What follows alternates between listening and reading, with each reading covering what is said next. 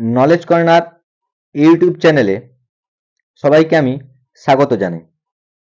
আমি আলোচনা করছিলাম একাদশ শ্রেণীর ফার্স্ট সেমিস্টারের নমুনা প্রশ্নপত্র নিয়ে। নমুনা প্রশ্নপত্রের আলোচনায় আজ আমি আলোচনা করব মডেল কোশ্চেন পেপার 6 এর সমাধান নিয়ে। আমি তোমাদের ক্রমান্বয়ে বা সিরিয়ালি প্রশ্নপত্রগুলো আলোচনা না করলেও আমি সবগুলো প্রশ্নপত্র তোমাদের আমি আলোচনা করে দেব। আমি অলরেডি 1 নম্বর নমুনা প্রশ্নপত্র, 2 নম্বর নমুনা প্রশ্নপত্র এবং 5 নম্বর নমুনা প্রশ্নপত্র আলোচনা করে দিয়েছি। আজ আমি আলোচনা করছি নমুনা প্রশ্নপত্র 6 নম্বর। কি বলছে প্রথম প্রশ্ন? উপমন্যু কথা গদ্যাংশটি রচয়িতাকে বেদব্যাস।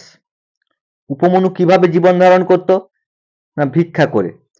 এখানে অপশন আছে ভিক্ষা করে, তাই ভিক্ষা করে হবে, কিন্তু উপমন্যু জীবন ধারণ করত ভিক্ষা করে, গরুর দুধ খেয়ে এবং দুধের ফেনা খেয়ে। কিন্তু এখানে যেহেতু অপশন রয়েছে ভিক্ষা করে, তাই উত্তর হবে ভিক্ষা করে। তারপর বলছে তথ্যভিত্তিক সঠিক উত্তরটি নির্বাচন করো। অর্থাৎ এখানে তথ্যগুলো দেওয়া আছে, তার মধ্যে কোনটা সঠিক কোনটা ভুল সেটা তোমাদের নির্বাচন করতে হবে। বর্ষা বর্ণনম পাঠ্যানুযায়ী বর্ষাকালের সঠিক বর্ণনা। বকেরা এদিক ওদিক উড়ে বেড়াচ্ছে, এটা ভুল। মত্ত হাতিরা গর্জন করছে, ঠিক। ময়ূরেরা নাচ করছে, এটাও ঠিক। প্রিয়া বিরোহীগণ প্রিয়ার কথা চিন্তা করছে, এটাও ঠিক। অর্থাৎ এক ভুল, বাকি তিনটা ঠিক, অর্থাৎ অপশন খ। বলাকা বলতে কোন পাখিকে বোঝানো হয়েছে? না বলাকা বলতে বোঝানো হয়েছে বককে। কপালী বৈদ্যকে ড্যাশের দ্বারা আক্রমণ করার চেষ্টা করেছিল?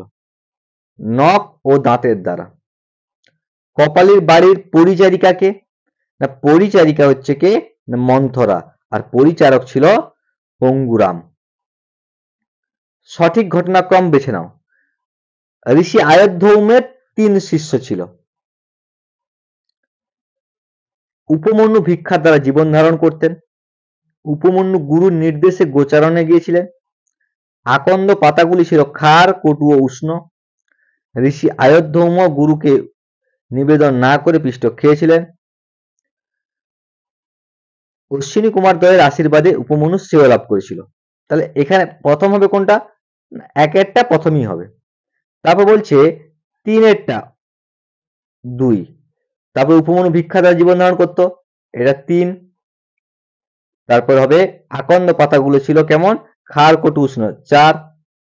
তারপরে 5-এরটা হবে 5 আর 6-এরটা হবে 6, অর্থাৎ অপশন গ। স্তম্ভ মেলাতে বলছে, কি বলছে? না বেদব্যাস, ঋষি আয়ধ্যৌম, উপমন্যু, অশ্বিনী কুমার দ্বয়। এদিকে দেওয়া আছে চিকিৎসক, শিষ্য, রচয়িতা, গুরু। বেদব্যাস কে ছিল? না বেদব্যাস ছিল রচয়িতা, মহাভারতের রচয়িতা। ঋষি আয়ধ্যৌম কি ছিল? না গুরু। উপমন্যু কে ছিল? শিষ্য।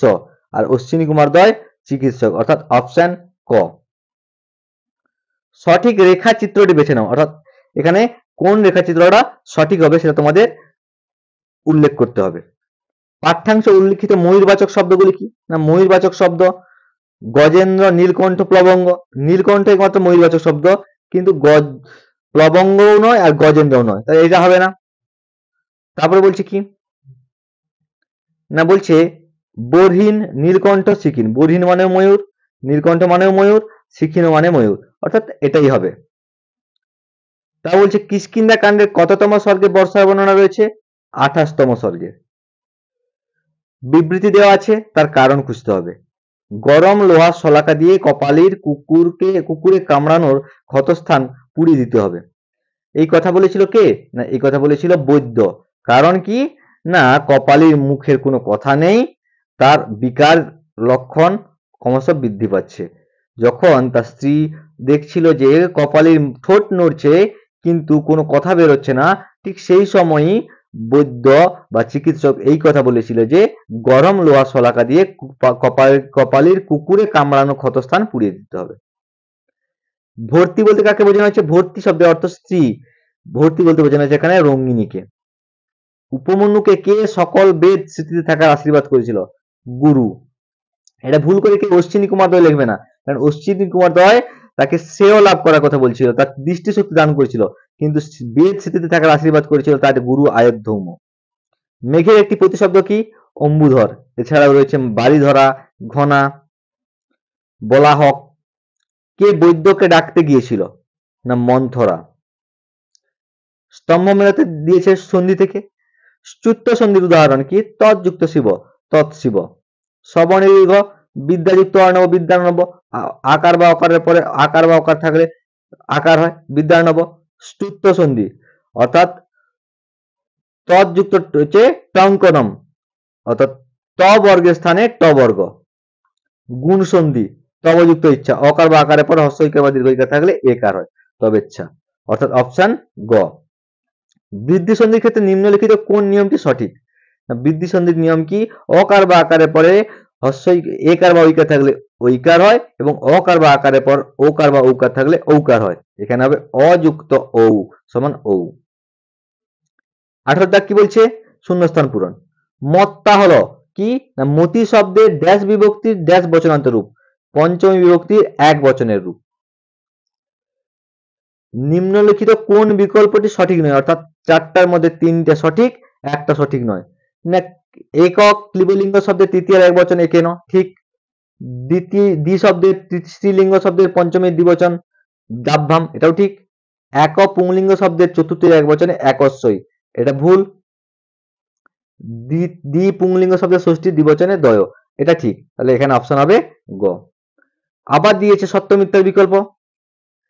গচ্ছাম হলো উত্তম পুরুষ বিশিষ্ট রূপ, এটা ঠিক। গমিষ্যাব হলো প্রথম পুরুষ বিশিষ্ট রূপ, এটা ভুল। করিষ্যত হলো মধ্যম পুরুষ বিশিষ্ট একটি রূপ, এটাও ভুল। করিষ্যসী হলো মধ্যম পুরুষ বিশিষ্ট একটি রূপ, এটা ঠিক। অর্থাৎ 1 4 ঠিক এবং কি 2 3 মিথ্যা, অর্থাৎ 1 সত্য 2 মিথ্যা 3 মিথ্যা 4 সত্য, অর্থাৎ গ। নিচের কোনটি লিট লকারের রূপ নয়? অর্থাৎ 3টা লিট লকারের রূপ রয়েছে, একটা লিট লকারের রূপ নয়। অর্থাৎ পূজয়িষ্যতি, পূজয়িষ্যসি, পূজয়িষ্যাম, এটা হচ্ছে লিট লকারের রূপ।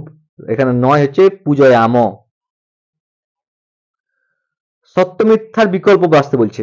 যা হয়ে গেছে এই অর্থে ত প্রত্যয় ব্যবহার হয়, এটা সত্য। বাংলায় করিয়া, শুনিয়া, বলিয়া ইত্যাদি অসমাপিকা ক্রিয়ার ক্ষেত্রে তা ও লব প্রত্যয় ব্যবহার হয়, এটাও সত্য। তাহলে এখানে হবে 1 এবং 2 উভয়ই সত্য। শাস্তি এই শব্দটির প্রত্যয় নিষ্পন্ন রূপ বা বিচ্ছিন্ন রূপটি হবে কি? শ্বাস যুক্ত 3, শ্বাস ধাতুর উত্তর 3 প্রত্যয় করে হয়েছে কি শাস্তি। সন্ধি বিচ্ছেদ বলছে সন্ধি যুক্ত করতে। কটুক্তি, কটুযুক্ত উক্তি, কটুক্তি। জগদীশ, জগৎ যুক্ত ঈশ, জগদীশ। অসমত শব্দের তৃতীয় এক বচনে হলো ময়া, তাহলে যুষ্মৎ শব্দের তৃতীয় এক বচনে কি হবে? তয়া। ভূ ধাতুর লং উত্তম পুরুষ দ্বিবচনের রূপটি হলো কি? অভবাব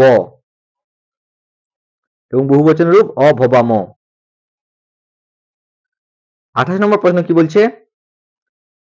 আহুয় পদটি কোন ধাতু থেকে নিষ্পন্ন হয়েছে? হে ধাতু থেকে নিষ্পন্ন হয়েছে। মোদকেন, মা যুক্ত উদকেন, এটা কি সন্ধির উদাহরণ? না এটা গুণ সন্ধির উদাহরণ। অর্থাৎ অকার বা আকারের পর হস্য উকার বা দীর্ঘকার থাকলে হয় ওকার। যশ বলতে বোঝায় বর্গের তৃতীয় বর্ণ। গ জ ড দ ব, বর্গের তৃতীয় বর্ণ গ জ ড দ ব, অর্থাৎ বর্গের তৃতীয় বর্ণকে বলা হয় যশ। বেদের একজন প্রখ্যাত টিকাকারকে? না সায়নাচার্য। ঋগ্বেদের অপর নাম দশতয়ী, কারণ কি? না ঋগ্বেদের আমরা জানি 10টি মন্ডল রয়েছে, তাই ঋগ্বেদের অপর নাম দশতয়ী। স্তম্ভ মিলতে বলছে কি?